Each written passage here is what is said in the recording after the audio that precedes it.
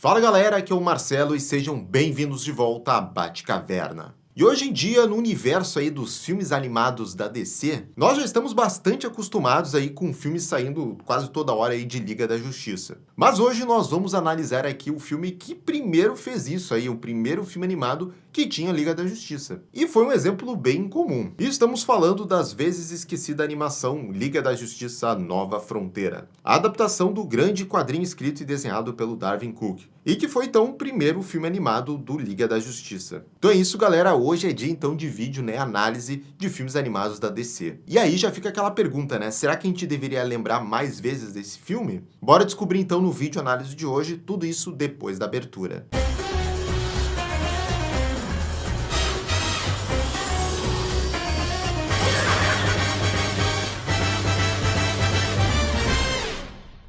E galera, você já sabe, né? Só antes da gente começar a análise principal aqui desse vídeo, já vai dando aquele bate-like e também deixa aqui o seu bate-comentário, que sempre ajuda os nossos vídeos aqui no YouTube. Deixa aqui já nos comentários se você já tinha visto essa animação ou daqui a pouco só viu a HQ, comenta aqui embaixo. Dito isso, então, esse filme da Liga que eu falei ali na introdução, ele foi lançado em 2008. E tinha a tarefa, então, muito difícil de adaptar uma HQ elogiadíssima. E que não tinha saído há muito tempo, né? Só 4 anos antes aí do lançamento desse longa.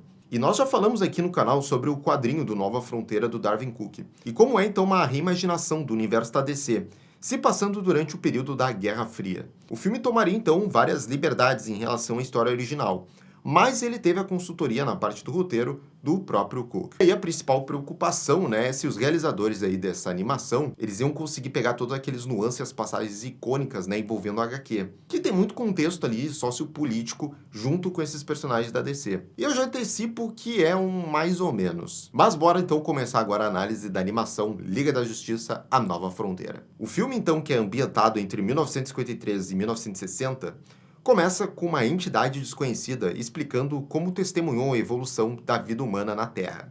E essa explicação é mostrada sendo escrita e ilustrada sob o título A Última História, por uma pessoa misteriosa, que então tira a própria vida. Em seguida, durante os créditos iniciais, acompanhamos o desenrolar e desfecho dos super-heróis nesse universo, onde a Sociedade da Justiça é forçada a encerrar as suas atividades. E nesse começo, já aqui da animação, a gente tem uma adaptação bem drástica em relação a como é a HQ, porque ela tem todo um começo envolvendo o centro e apresentando aquela ilha, que a gente tem uma espécie de esquadrão suicida com o Rick Flag, que até o Rick Flag vai perder muita importância nesse filme. Então, se eu tivesse pensado realmente partes que teria que cortar ali da HQ para realmente enxutar mais aqui a história, né, do filme, porque o filme ele tem 1h20, 1h15 no máximo. Essa parte dele realmente seria uma que estaria mais cotada para ser tirada realmente do filme.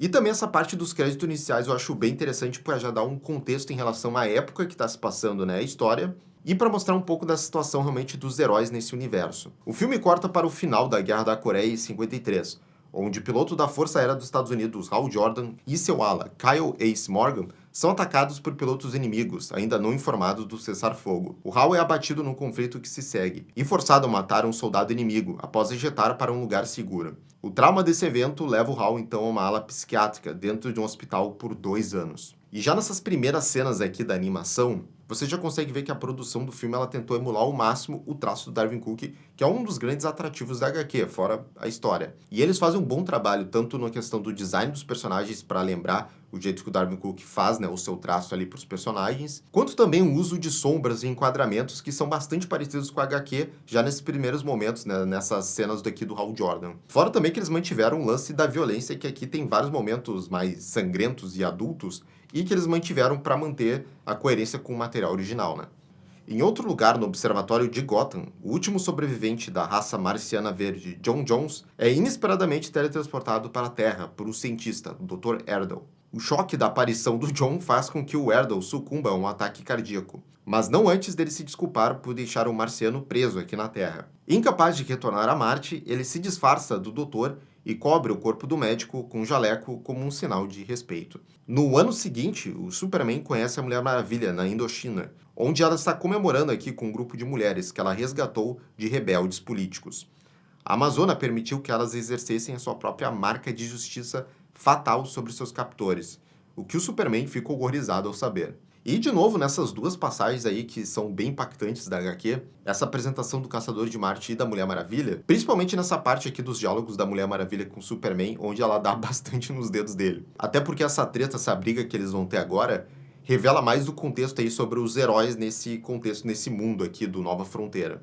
O Super lembra a Diana que o governo desconfia, na melhor das hipóteses, dos heróis, o que levou à dissolução da Sociedade da Justiça, bem como o Batman virando um vigilante fugitivo. O Superman tenta lembrá-la de que mitigar aí o medo do público em geral é o motivo pelo qual eles assinaram o juramento de lealdade ao governo dos Estados Unidos. A Diana, no entanto, resolve que deve fazer o que ela acha certo. Os dois se separam em desacordo, e a Diana mais tarde deixa a América para retornar à Ilha Paraíso. E em Gotham rola uma cena icônica do John Jones aprendendo o que pode sobre os humanos e a sociedade da Terra através da televisão.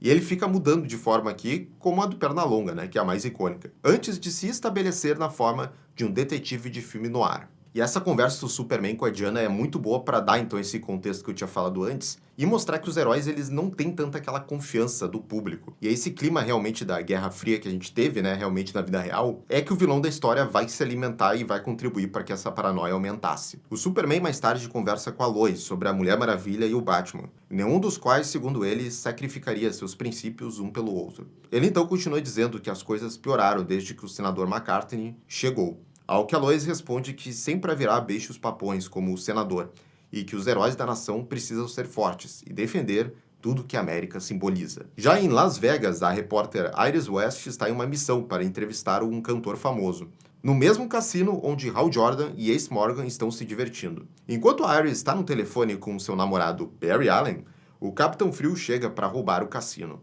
Ao ouvir os eventos ali pelo telefone, o Barry corre para Vegas, lá de Central City, como um flash, e confronta o capitão, que lhe diz que escondeu 6 bombas criogênicas ao redor de Vegas, programadas para explodir em 90 segundos. Bom, primeiro que essa cena aí de ação do Flash indo procurar as bombas é muito maneira. E sobre aquela conversa do Superman com a Lois, é muito bom realmente que a animação ela manteve a vibe sociopolítica que tinha realmente na HQ, né? Porque a gente tem aqui o Superman trazendo um senador que realmente existiu e que ele era a representação máxima da paranoia que eu falei antes, né? Da Guerra Fria. Que esse senador McCartney realmente era um cara que procurava e ficava sempre investigando qualquer pessoa que poderia ser um traidor ali da América, né? E aí, no caso aqui da história, teve um salto lógico muito interessante, que se realmente nós tivéssemos heróis, assim, como no caso da DC, e eles estivessem realmente nesse contexto aí da Guerra Fria, com certeza eles seriam vítimas aí dessa paranoia. E teriam essa desconfiança ideológica de quem realmente eles estariam servindo, né? Se eles seriam espiões da União Soviética, ou se eles teriam algum plano a mais ali, então realmente eles seriam vítimas disso. O Flash corre pela cidade nessa cena bem interessante e localiza 5 das bombas,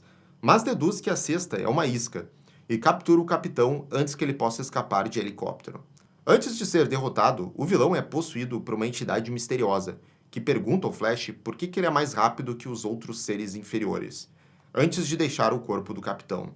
O Hal e o Ace saem do cassino e seguem para o deserto. O Hal não sabe ao certo o destino deles, o que o Ace mantém como uma surpresa. O Ace percebe que o Hal tem agido de forma diferente, e o Jordan confessa que as coisas não são as mesmas desde a guerra, e o seu tempo no hospital. E é depois então que o Ace confidencia ao Hal que ele conseguiu uma vaga para ele como piloto de testes nas indústrias Ferris. E aqui é realmente bom porque o vilão aí da história ele volta porque tava um pouquinho sumido, né? E todo esse papo aqui da reabilitação do Hal Jordan, desse medo que ele tem do que ele sofreu realmente na guerra, eu acho que no quadrinho é feito um pouco melhor, tem um pouco mais de passagens ali, mas eles conseguem passar mais ou menos aí o que o personagem estava sentindo na HQ.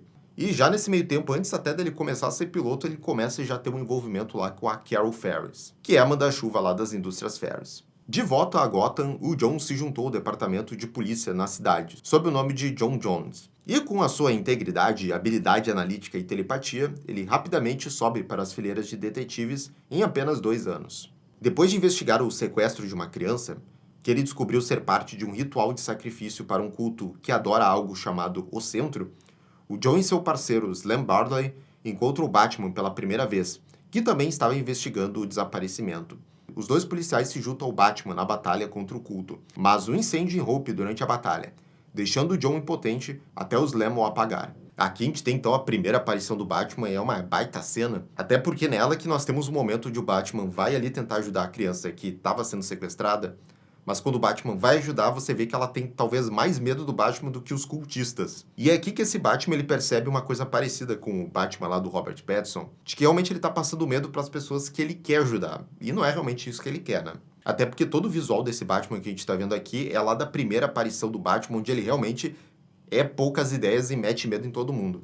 Depois, aquela entidade que nós vimos possuindo o Capitão Frio fala através agora do líder do culto. E ele se identifica como o centro e alerta sobre um julgamento iminente. O Hal Jordan começa exercícios de treinamento sob o comando do coronel Rick Flag nas indústrias Ferris. A Karen em seguida reconhece que o Hal precisa saber a verdadeira natureza do seu treinamento, o que ela logo revela a ele. O fato é que o governo dos Estados Unidos contratou as indústrias Ferris para construir uma nave espacial capaz de viajar para Marte. O agente especial King Faraday é designado para supervisionar o projeto, que é uma resposta ao contato lá do Dr. Edward com Marte e a chegada do John na Terra. E eles sabem que tem um alienígena entre nós. E aqui a gente tem esse momento aqui na história que também tem na HQ, que é a junção do que eu já vinha falando da desconfiança e da paranoia da Guerra Fria, junto com o lance realmente da corrida espacial e aquele medo de alienígenas que tinha muito na cultura pop, né? E a corrida espacial entre Estados Unidos e União Soviética era também um assunto muito sério, né? Que era uma potência querendo mostrar para outra quem é que tinha a maior tecnologia e que era mais capaz de poder realmente mandar talvez alguém para a Lua ou até realmente alguém para Marte. E depois disso, nós temos aqui um grande encontro no momento dessa história. O Batman encontra o Caçador de Marte em sua casa. Ele revela que sabe o seu segredo e sugere que eles formem uma aliança, considerando que ambos estão investigando o culto que está surgindo em todo o mundo. Um culto que adora o centro. É na saída do Batman que ele manda sua grande frase, de que ele já gastou milhões para obter algo que detém o Superman, ao contrário do John, que ele só precisa de centavos para comprar uma caixa de fósforos e aí tá resolvido. Foi preciso uma lasca de meteoro radioativo de $70 mil para deter o de Metrópolis. Para você, só preciso de uma moeda para comprar fósforos. Aqui a gente tem talvez aí uma das maiores humilhações já sofridas por algum personagem da DC. Mas tirando isso, agora a gente tem essa ideia de que esse culto que venera esse centro, ele vem aumentando ao redor do mundo. Como se fosse realmente uma doença e consumindo várias pessoas a adorar essa entidade. Em Central City, o Flash derrota uma duplicata robótica do Gorilla Grodd. E o vilão era, na verdade, então um robô. Isso tudo era uma armadilha. E o Flash é alvo de agentes do governo, liderados pelo Faraday, enquanto tentam capturá-lo em um esforço para aprender o segredo de seus poderes. Embora ele escape por pouco, a experiência leva o Flash a considerar se aposentar de sua carreira de combate ao crime. O John Jones interroga Harry Leiter, um ex-funcionário da Ferris, preso por assassinato sob a influência do centro. Durante o interrogatório, o Harry deixa escapar informação sobre o foguete para Marte. Os devaneios desse preso são confirmados quando Faraday chega para prendê-lo. O John vislumbra brevemente a mente do agente e descobre a verdade sobre ele. E sobre esse cara aí que enlouqueceu e é preso e dá essas informações importantes pro Caçador de Marte, é interessante porque a animação ela pega algo que também tem na HQ, é porque esse cara é um foreshadowing porque ele já tinha sido mostrado numas cenas lá onde o Hal Jordan tava fazendo o treinamento, tá lá o cara rabiscando lá, mostrando que ele já tá meio que enlouquecendo e venerando o culto. E agora vem uma cena bem impactante onde o Flash anuncia sua aposentadoria na televisão ao vivo, onde ele desabafa como queria ter sido o herói, mas que ao ver como o governo trata aqueles que tentam apenas salvar vidas, ele desiste de fazê-lo. E quem estava assistindo a isso é o Caçador de Marte. Ao ver a resposta desdenhosa do público, um John desanimado pretende então se esconder naquele foguete que vai para Marte para poder voltar para casa. E antes de fazer isso, ele visita a Batcaverna e dá ao Batman toda a sua pesquisa sobre o centro. O John revela ao Bruce que ele está perdendo a fé na humanidade, pois ele vê que há muito ódio, ignorância e conformidade dentro das pessoas ao seu redor, o que o faz então querer deixar a Terra. A resposta do Batman é fria e breve, pois ele diz ao John que algumas pessoas não têm o luxo de deixar a Terra. Boa viagem. Alguns de nós não podem se dar a esse luxo. E o Batman nessa história, como foca a Liga da Justiça, ele não vai ter tantas cenas, mas quase em todas que ele aparece são muito boas. E esses dois momentos aqui são importantes para essa história do Caçador de Marte e também do Flash, que é eles realmente perdendo a vontade de querer fazer o que eles deveriam fazer, né? Que é ajudar as pessoas. Ao ver a reação delas, aí você mostra esse ponto, então, mais baixo dos heróis e mostrando talvez que aí a humanidade não precise de ajuda, não precise ser salva. Ao tentar embarcar na nave, o John é flagrado pelas câmeras do Faraday, que confronta o John e luta com ele na plataforma de lançamento. O John consegue derrotar o Faraday, mas o salva do escapamento aqui do foguete. O foguete é danificado e apresenta mau funcionamento logo depois de sair da atmosfera. O Hal quer tentar pousar de volta na Terra, mas o seu copiloto, o Coronel Flag, revela que o foguete está carregando armas de destruição em massa, e como tal, ele não arriscará. Após uma breve luta, o Hal é ejetado da cabine. Embora seja salvo pelo Superman, essa distração permite então que o Flag detone o foguete e não dando tempo para o Super salvá-lo. E essa aqui realmente é uma parte que mudou bastante ali dos quadrinhos, principalmente o Rick Flag, que tem todo o desenvolvimento dele, que nessa missão aqui do foguete que vai para Marte tem todo um lance com a esposa dele, eles acabam realmente se autodestruindo. Embora o desfecho seja parecido, essa autodestruição aqui ela tem muito mais impacto na HQ. Fora também que eles colocam essa mini luta aí do Hal Jordan antes ali com o Rick Flag e tal. Então se tem um personagem que realmente sofreu bastante aqui em relação à história é o Rick Flag, mas eu meio que consigo entender por que eles não deram tanto desenvolvimento para ele. Mas toda essa parte da missão aqui, dessa espaçonave que tem na HQ, é muito melhor lá do que tem aqui na animação. O John Jones é mantido então prisioneiro pelo Faraday.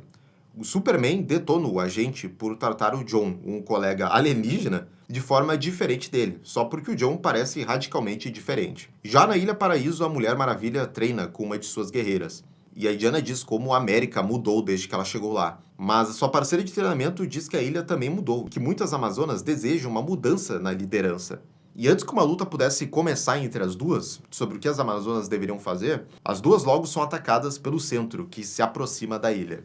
E ali na cena do Superman sobre a questão da discriminação da aparência ali, envolvendo alienígenas, críticas sociais pesadas. E sim, agora a gente tá chegando mais realmente pro final ali da animação e realmente começa a investida final aí do Centro, que é uma ilha atacando a outra no caso aqui. O Hal Jordan é encontrado mais tarde pelo Lanterna Verde Abin Sur. Sim, é assim do nada mesmo, aparece o Lanterna. Ele deixa o seu anel com Hal e conta a ele sobre o Centro, que ele descreve como uma criatura monstruosa, que teme os humanos e busca sua destruição. Na Batcaverna, o Superman revisa a pesquisa do John com o Batman e conhece o Robin pela primeira vez. O Batman alterou seu design de traje para que não assuste inocentes, mas ainda seja capaz de causar terror nos criminosos. Enquanto eles discutem o Centro, eles ouvem a Lois relatando o ataque de um pterodátilo gigante em Cabo Canaveral. Olha aí essa mudança visual do Batman. Eu adoro que esse novo visual aqui do Batman que eles colocam é muito parecido com o visual dele nos quadrinhos ali, final anos 40, 50, que é quando o Batman teve aquelas histórias mais lúdicas ali, mais pra toda a família.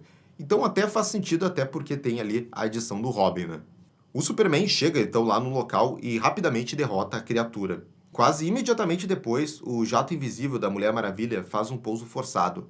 A sua cabine está manchada de sangue. E antes de perder a consciência, a Mulher Maravilha avisa o Superman que o Centro está chegando. Faraday eventualmente faz amizade com John, que salvou a sua vida, né? E ocasionalmente joga xadrez com ele. O John revela ao Faraday que ele decidiu permanecer na base do agente voluntariamente por causa da próxima batalha com o Centro, e que olhou telepaticamente para a mente do agente durante a sua batalha na plataforma. O John vislumbrou a crença do Faraday de que um dia o mundo não viverá com medo e ódio. E ao descobrir isso dentro do agente, o John descobriu então uma esperança renovada pela humanidade e decide participar da batalha para salvar a Terra. E essa reação realmente do Faraday junto com o Caçador de Marte é uma das melhores coisas aí da HQ. Essa relação de quando começa com muita desconfiança, você vai construindo essa amizade e os dois se respeitam depois no final. E ainda bem que eles não cortaram muitas coisas, eu acho que eles não cortaram absolutamente nada aqui em relação ao HQ, porque realmente essa relação entre os dois também faz um paralelo com o que a história está querendo contar, né? Da gente começar num ponto onde há muita desconfiança, ódio, preconceito, até chegar numa nota mais de esperança, que é o que vai acontecer no final dessa história. E antes de partir com Faraday, o John adota uma nova forma híbrida, super-heróica, marciana/humana, como aí o Caçador de Marte que nós estamos acostumados a ver. O Centro começa o seu grande ataque aos Estados Unidos, na costa da Flórida, finalmente se revelando como essa enorme ilha voadora, com um exército de dinossauros mutantes para protegê-la. A ameaça atrai heróis como Flash, que tem uma despedida bonita com a Iris, o Arqueiro Verde, Adam Strange, os Desafiadores do Desconhecido e os Black Hawks, que entram em confronto com soldados na base. E esse é um detalhe que, obviamente, está na HQ, né, que é esse vilão ser essa ilha, essa entidade que contamina os humanos, e que usa esses dinossauros mutantes aí como arma. Muita gente pode achar muito bizarro ou não comprar essa ideia, mas eu acho realmente muito interessante. Você ter essa ameaça que tá desde, talvez, do início ali da humanidade, observando ela, e que agora realmente resolve acabar com ela. Mas uma coisa que eu realmente não entendo e que foi adicionado, acho que só aqui nessa animação, que é esse talvez início de conflito entre os militares ali contra os heróis, que nesse momento não faz muito sentido porque já tem toda essa onda realmente da galera querer defender a humanidade e tal. Porque nessa altura do campeonato o vilão já tá aparecendo ali na frente deles. Esse conflito aqui dos heróis com os militares eu acho bem forçado. Só que esse conflito é interrompido pelo Superman, que defende a cooperação entre os dois lados, com um bom discurso. Ele é inesperadamente apoiado pelo Faraday, acompanhado pelo John, que concorda que o governo e os heróis devem trabalhar juntos pela liberdade. Com isso, Superman sai voando então para fazer o reconhecimento do centro, mas aí é rápido e surpreendentemente derrotado pelas forças mutantes do vilão. E sim, isso do Superman acontece também na HQ, mas a principal função do Superman era realmente dar aquele discurso e dar essa inspiração para todo mundo ir lutar depois. Mas em relação à participação dele nessa grande luta no final, acaba aí realmente, porque ele foi derrotado. E o ponto positivo realmente para essa animação é que depois eles mantiveram a cena, que é da Lois Lane, ela fazendo uma cobertura ao vivo e chorando na hora que vai falar do Superman, que, né, pra eles o Superman morreu. Aí você realmente vê que os dois tinham, né, um relacionamento já aqui nesse universo. Agora, motivados pelo esforço do Superman, o resto dos super-heróis e forças militares se unem para derrotar o centro. O Batman interrompe uma reunião entre o Faraday e vários outros cientistas aqui que estavam reunidos. E ele apresenta a eles o Ray Palmer. E ele é conhecido pelo seu trabalho com redução da matéria. Quando um dos desafiadores argumenta que a tecnologia é muito pouco confiável, desestabilizando qualquer coisa que ela encolha, o Batman responde que esse é exatamente o ponto. E um plano é formado para usar o raio de redução do Palmer para desestabilizar a ilha.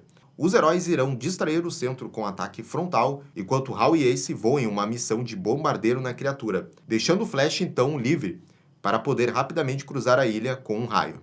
E é logo depois ali que a gente pode ver que tem aquele plano icônico de todo mundo caminhando em direção à última missão, né? É um clichêzão, mas é que é sempre uma boa cena de se ver. E eu gosto realmente muito dessa parte, porque eu gosto muito dessas reuniões pré-plano, onde todo mundo fica discutindo o que fazer, quais são os riscos, o que a gente deve fazer. E esse plano realmente é bem legal, porque tem todas essas etapas e vai aumentando muito os riscos aí, de que se um falhar, tudo vai se perder. Enquanto o ataque aéreo, incluindo o Batman e o Arqueiro Verde como pilotos, é quase superado antes da intervenção dos Blackhawks, as forças terrestres do Faraday são emboscadas por uma manada de dinossauros mutantes. O John é dominado pelo impacto psíquico do centro e é resgatado pelo Faraday, que logo depois é capturado por um dinossauro. Quando ele está prestes a ser comido por um tiranossauro, o Faraday pega 2 granadas e puxa os pinos. O dinossauro engole o Faraday e imediatamente depois a sua cabeça explode com a detonação da granada, matando o dinossauro junto com o Faraday. O choque da morte de seu amigo ajuda o John a se livrar do controle do centro, e depois ele e uma Mulher Maravilha recuperada ajudam a virar o jogo na batalha aqui terrestre. E eu esperei até esse momento aqui onde nós temos mais cenas de luta, batalha e também a direção tem que trabalhar bastante, que essa animação realmente é bem competente nesses quesitos. Junto também com a qualidade mesmo da animação, né? Que eu já falei do traço que eles emularam bem do Darwin Cook, mas também tem toda a questão técnica dela e ela é muito bem produzida. E esse desfecho aqui, que é um dos grandes momentos aqui da HQ, é muito bem feito, né? Olha até onde foi essa amizade, hein? O Hal Jordan e o Ace conseguem entrar no núcleo da criatura e atirar nele, mas ficam desorientados a princípio pelos seus efeitos alucinógenos. A criatura solta um fluido vermelho espesso que emperra suas armas e quase o sufoca. É então que o anel do Hal é ativado, transmitindo instruções dos Guardiões quanto ao seu uso. O Ace consegue detonar a sua carga e é resgatado pelo Hal, agora vestindo o traje de Lanterna Verde. Pouco antes então do avião explodir. A explosão dá à equipe de solo a sua abertura, enquanto se preparam para enviar o Flash para acabar com a criatura. O velocista está realmente bem nervoso com a gravidade da situação e o seu papel nela, mas o John tranquiliza, dizendo que todos estarão atrás dele. Toda aquela parte do Hal Jordan e do Ace dentro ali da criatura do centro, nos quadrinhos ela dura um pouco mais, mas o importante é que eles mantiveram toda aquela estética realmente alucinógena que eu acho bem interessante mostrar dessa forma o centro. E também ver o Hal finalmente virando Lanterna Verde nesse momento onde todos precisavam, num ambiente ali que é todo denso, até mais escuro, é muito propício para fazer essa revelação dele virando Lanterna Verde, né? E aí a gente tem agora essa grande antecipação aí da corrida final do Flash para derrotar o vilão. O Flash corre pelo oceano e salta para o centro, cobrindo toda a superfície a pé antes de saltar para o oceano. A corrida é bem legal e o centro começa então a encolher. Mas, percebendo a sua destruição iminente, ele se dirige para a Terra para destruir os humanos junto com ele. O Hal percebe o que ele deve fazer e envolve a ilha em energia verde. Então o joga para o espaço onde o vilão explode. O mundo inteiro então começa a comemorar a derrota do Centro, enquanto muitos participantes da batalha comparecem a uma cerimônia. O Hal comemora a vitória do seu próprio jeito, perseguindo o seu sonho agora de vida, voar pelo espaço com a ajuda do seu novo anel de poder. E esse final realmente ele é muito épico, né? Claro, o vilão quando vê essa animação não conseguiu esboçar muito bem o que era essa grande presença aí ao longo da história. Talvez sim, mas eu acho que a animação ela realmente consegue passar a grande moral dessa história, que era mostrar esses heróis agora atuando em conjunto, e eles se provando aí perante a humanidade, né? Salvando ela. Ou seja, esse grande resgate aí dos heróis que antes eram vistos ali com muita desconfiança. Até porque o Centro ele meio que simbolizava aquela paranoia e o medo que nós tínhamos da Guerra Fria, aquela desconfiança máxima. Mas aí no final eles são superados aí pelo heroísmo de todos esses heróis que participaram da batalha. Durante a celebração, o Superman é revelado ferido, mas ainda vivo. E ele foi salvo por um homem chamado Arthur, que afirma ser de um reino subaquático. Ele e seus súditos trataram os ferimentos do Superman durante a batalha com o Centro. Superman se reúne com a Lois e o resto dos heróis agora são elogiados na primeira página do Planeta Diário no dia seguinte. Essa vitória monumental e a demonstração do trabalho em equipe mudam então a opinião pública sobre os super-heróis. E numa montagem nós vemos vários heróis e vilões, bem como o nascimento da segunda geração de super-heróis do mundo, com o filme encerrando com a Liga da Justiça sendo formada. E o discurso do presidente Kennedy ao fundo, que se chama, veja só, A Nova Fronteira. E esse foi então o filme do Liga da Justiça, A Nova Fronteira. E reassistindo esse filme, que já fazia bastante tempo que eu tinha visto ele, como nós já lançamos recentemente aqui no canal o vídeo da HQ completa do Nova Fronteira, eu consigo dizer que realmente é uma boa adaptação, ele pega muito a vibe realmente do que a HQ queria passar, de mostrar esse e se aqui dos heróis da DC nesse contexto então na Guerra Fria. E eu acho que ele pega realmente as passagens mais marcantes ali da HQ e consegue adaptar de uma forma satisfatória. Claro, a HQ sempre vai ser a melhor forma de você experimentar a história, até porque ela foi pensada naquele sentido ali pelo Darwin Cook, e até pela questão dos desenhos, né, que embora essa animação ele consegue emular bastante ali o traço, toda a paleta de cores também lembra a estética lá do Darwin Cook, não dá realmente para dizer que tá no mesmo nível da HQ, né. Ter essa animação eu acho que foi uma boa alternativa para o pessoal conhecer o trabalho aí do Darwin Cook. Como a história é tão realmente interessante, ainda bem realmente que eles conseguiram fazer essa adaptação aqui. E numa época que realmente a DC investia bastante aí nas animações, né? O Warner botava bastante grana. E que bom que ela foi feita aí quase da melhor maneira possível ali na época que ela foi feita. Mas galera, agora eu quero saber de vocês se vocês já conheciam essa animação, se vocês já tinham ouvido falar, já tinham visto dela. Quero saber a opinião de vocês dessa animação nos comentários. E já sabe também, né galera, se inscreve no canal e clica no sininho de notificação para receber todas as atualizações aqui do canal. E se quiser apoiar ainda mais a Batcaverna, nós temos a opção do Seja Membro aqui no YouTube. O clube de membros onde você pode ajudar a Batcaverna e receber extras bem legais. Tem um link para você virar membro aqui na descrição desse vídeo. Até a próxima, gente. Tchau, tchau.